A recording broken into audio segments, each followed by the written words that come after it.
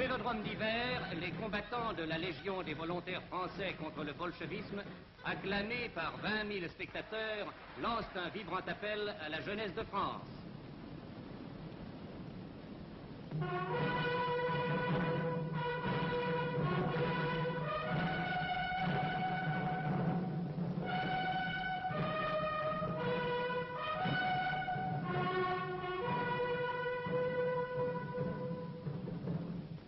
Le commandant de Messine prend le premier la parole. Bousculés, écrasés, assommés à coups de vérité dans ce peuple qui s'endort.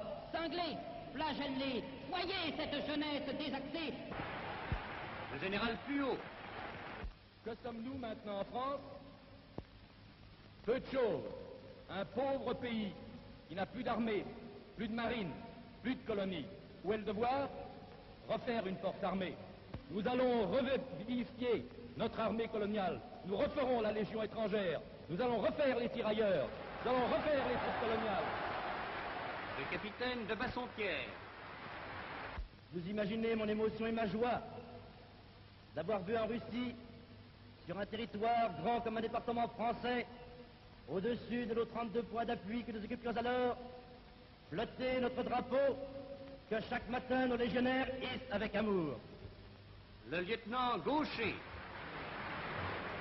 Les pouvoirs publics, certes, peuvent beaucoup, mais c'est quand même à la jeunesse de France de faire le geste qui décidera de tout.